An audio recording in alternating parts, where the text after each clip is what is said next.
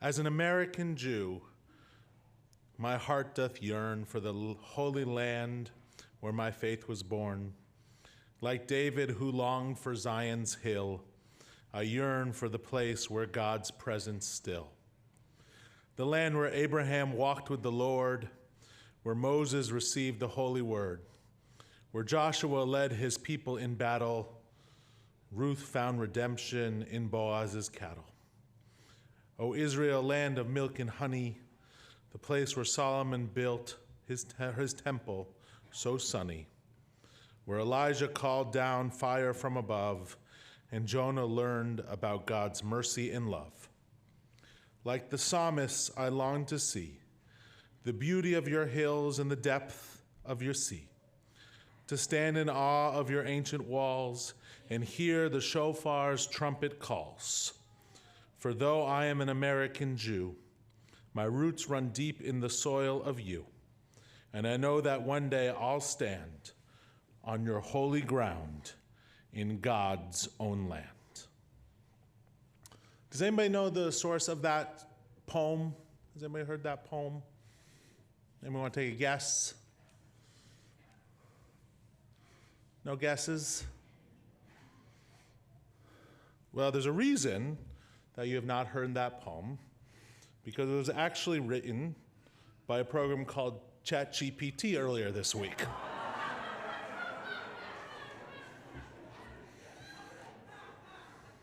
I put this prompt into a chatbot.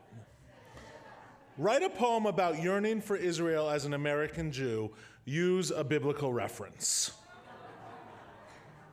Pretty astounding. Not the greatest poem ever written, like the Amichais of our world can keep their day job. Solomon built his temple so sunny, I don't know, but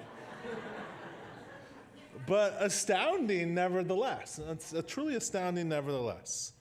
For those of you who do not know, ChatGPT is the newest wave of technology that is a natural language processing tool driven by AI that allows you to have a human-like conversation and much more with a chatbot.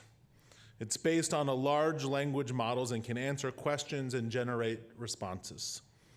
ChatGPT analyzes human feedback along with text or a search query to make inferences, understand context, and respond accordingly.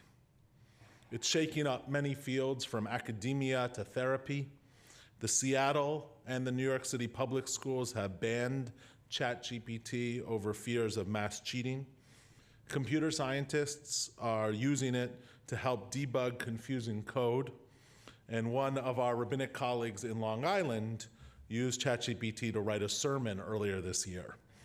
He did it with full transparency and as a teaching moment. Here, I'll just give you another example. ChatGPT. Please, yes, I did say please to the AI software just for.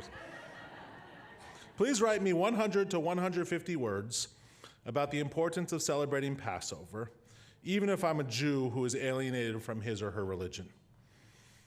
This took 5 seconds. Passover is a significant holiday in Jewish tradition commemorating the Israelites' liberation from slavery in Egypt. It is an opportunity for Jews to connect with their heritage, culture, and history, regardless of their current level of religious observance. Celebrating Passover can provide a sense of belonging and identity for Jews who feel alienated from their religion. It can also serve as a reminder of the importance of freedom, justice, and human rights in today's society. Moreover, Passover is a time for family gatherings, sharing traditional meals, and telling stories of the past. These rituals can create a sense of community and strengthen familial bonds, even among those who are not particularly religious. In essence, Passover is a holiday that can be celebrated by Jews of all backgrounds, regardless of their level of observance. It offers a chance to connect with one's own roots, family, and community, while also reflecting on the values of freedom and justice. Not bad. Conventional, yeah, a little rote, but not terrible. And potentially, while not up to the quality of Rabbi Weissman or Rabbi Wattenmaker, certainly better than some of the sermons that I've given. So, And the technology is only getting better. And AI software like ChatGPT will only become more ubiquitous. AI has already seeped into many parts of our lives. And as a synagogue in Silicon Valley, we will continue to see its role in our communities grow. So then the question becomes, how do we ensure that this growth is productive rather than destructive? While certainly the newest forms of AI continue to surprise and shock many, you probably won't be surprised that our tradition actually offers a lot of insight on this newest form of technology. The desire to create human-like intelligence has been compared to the legend of the golem.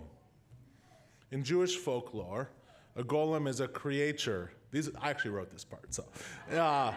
In Jewish folklore, the golem is a creature made from clay, brought to life through magical incantations and rituals.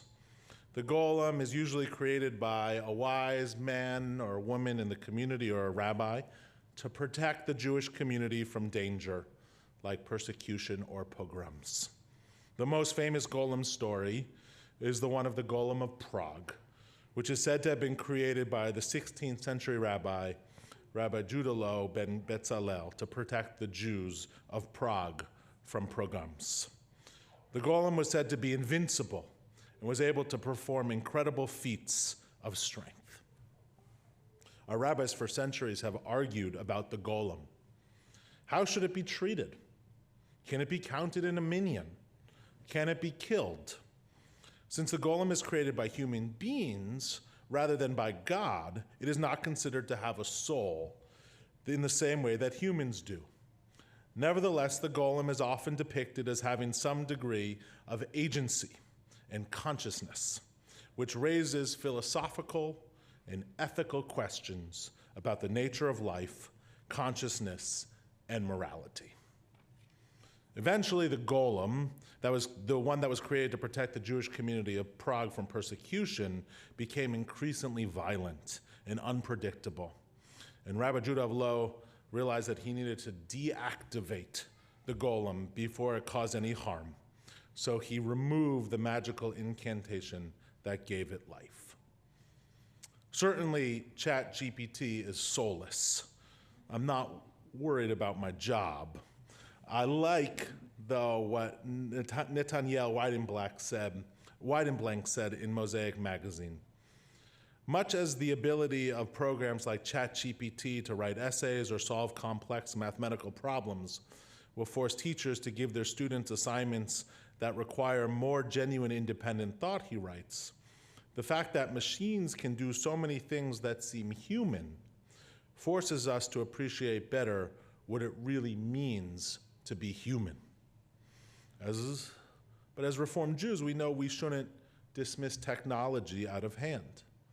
We know the importance of changing technology in our own communities, from the printing press to live streaming.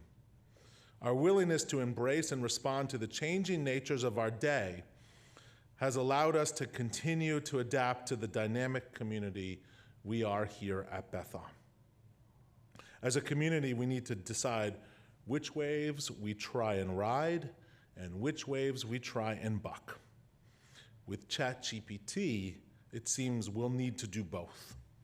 Rabbi Josh Franklin writes, while artificial intelligence may be able to mimic our words and even read our emotions, what it lacks is the ability to feel our emotions, understand our pain on a physical level, and connect deeply with others, he said. Compassion, love, empathy, that's what we do best, he said. I think that ChatGPT will force us to hone those skills and become, God willing, more human. I'll conclude. Write a short final benediction for a Shabbat sermon. May the words, I didn't write this one, may the words we have heard today inspire us to deepen our connection with the divine and with one another. May the peace of Shabbat fill our hearts and guide us towards acts of kindness and compassion. May we carry the light of Shabbat into the coming week, bringing blessings to all those we encounter. May we be blessed with health, happiness, and prosperity. and may we continue to seek wisdom and understanding in all that we do. May God bless us and keep us now and always. Shabbat shalom.